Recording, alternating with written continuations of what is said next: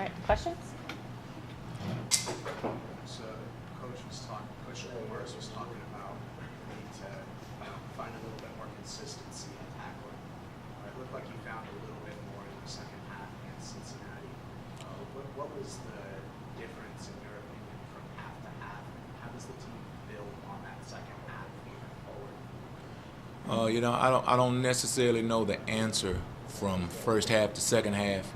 I just I realized that I saw that our guys that's how it happened. We are continually pushing for that consistency that they talked about. Seems like just a few days ago I was sitting here and that's what we were talking about was consistency.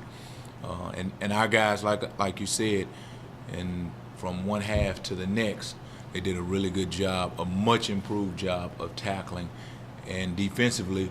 We played a lot better. We held them to 8 points in the second half. So, it's just the stressing, continuing to stress to our guys that, tackling, as like I talked about during the bye week, we went back and watched the plays and talked through the plays that were inefficient, and tackling was at the root of many of those plays. It's not something that we practice. We practice it over and over again, and we just gotta find that. It's like hunting for gold. We just gotta find it. Rodney had a big week this week, the 2 third-down breakups in the end zone. What do you think was the difference for him this week? It's just a different level of focus, because 2 weeks ago, or the game before this game, Rodney really struggled, and he struggled in the areas that in the past game, the Cincinnati game, he performed well in. Performed well in coverage, performed well as he tackled in space, one-on-one tackles. He did a great job. And so it's just, again, the consistency of it. When you have guys who are growing, you have to understand as a coach that it's our jobs to continue to push it, continue to show them what it looks like, continue to praise them when they do it the right way, and when they are not performing to that standard, call them out on that as well. So we're pleased with Rodney, and what we talked about is let's see that again. Everything you did last week, the fudge brownie you ate for breakfast last week, let's do that 3 more times. All year you've talked about how part of the effectiveness of your defensive front has been the depth and the fact that you've been able to roll in lines so you have guys with fresh legs. With Mixon out, Neal's got the start, and in a group like that where you do want to rotate, do you now have to shorten the rotation, or is it just bring up the next younger guy to back up Neal's and get the same number of snaps for your starters and your second and your third guys? Well, the fact that we have the experience that we have at that position, Coach Wyatt has been able to move guys from Leo, what we call it, to defensive end and backwards and forwards. And so I think that's probably the best plan for us, is just to be able to move a guy over. There'll be a little bit of an adjustment because our Leo does some things that our defensive end doesn't necessarily do, and vice versa. So that's the way we're going to handle it, rather than, relying on a younger guy, because we have a lot of experience, there. And when before DeMario was injured, we had some guys who were kind of frustrated because they were not playing as much as they would have liked. So, you hate for it to happen via injury, but there'll be some guys who probably hadn't gotten as many reps, the Michael Badajos, the Delonte Scotts, who will, end up showing more in the rotation. This week, this past week, you had a change at defensive tackle. You had Mason and JT both start. Mm-hmm. What was the reason behind the change, and what did you see out of that new starting group? Well, because those guys eat the most at the pregame meal, so we wanted to. This is a big pregame meal alignment.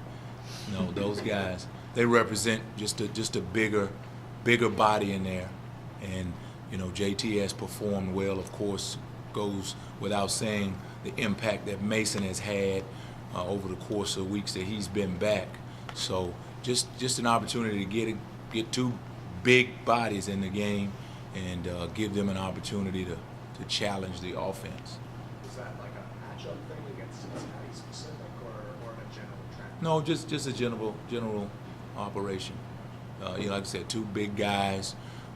One who is in Mason, who is extremely big, and then you got JT, who has quickness, who probably has a little bit more mass than some of the other guys that we use at that position, the Demericks, the Biggers, you know, and then he also has the quickness that he has to be able to, you know, play the position. So it was more of a move because of JT playing well, but then also to be able to get bigger guys inside. When you got Mason back in the lineup in week 3 or 4 or whatever it was, you were saying that for a tall guy, a back injury is one of those things you got to keep an eye on all throughout the year. How is he feeling and holding up with the punishment that he takes in the middle, and what kinds of things can your strength staff and your training staff do to help him navigate through the rest of the season? I think he's done a great job of taking care of his body, along with the plans that our training staff and Coach True, that they've laid out for him.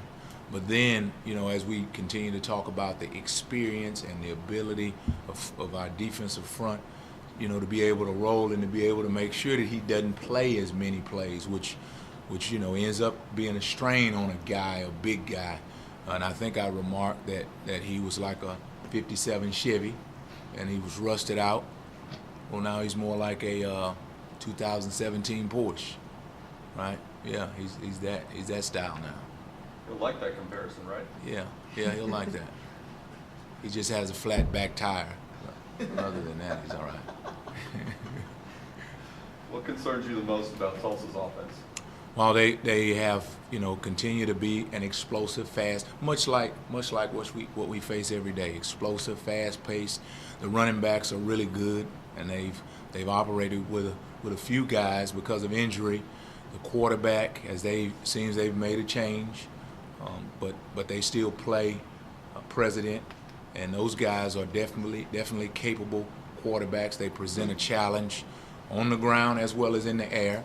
So we'll have our hands full, as we do every week in this conference.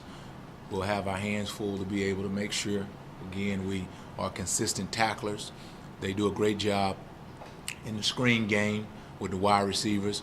Hobbs, number 29, is a guy that we faced last season, and he's one of their top targets. So we'll have to do a good job in coverage on him, because, you know, they threaten you vertically with him, and then they'll do a good job with the inside receivers as well. So it'll be a big challenge for our guys, but, you know, more than anything, just like we talked about during the bye week, it's important for us to continue to focus on the things that we do, you know, and be able to, you know, when we pressure, be able to get there. And when we're playing coverage, you know, do a good job of recognizing the routes in our areas, and to put ourselves in good position to be able to make the tackles, you know, that we're supposed to make. You and Coach Morris both have talked about the need to continue improvement on tackling. How do you improve on it when you're in a shortened week and you don't want to beat each other up on a short notice before Friday? Well, it's just the fundamentals of it, you know, because tackling is about your feet. You know, it's about your eyes, it's about your hands, it's about getting yourself into position more than anything. The physical part, taking him to the ground.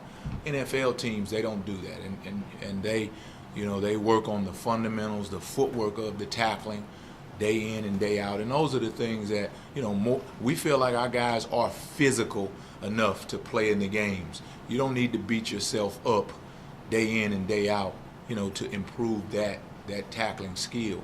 I think it's a point of stress, a point of emphasis for us as coaches, just like everything else that we've emphasized. We've emphasized sacking the quarterback, and our guys have done a good job of that. We've emphasized turnovers. Our guys have done a good job of that. Those things, you know, when you do that, you appear on ESPN.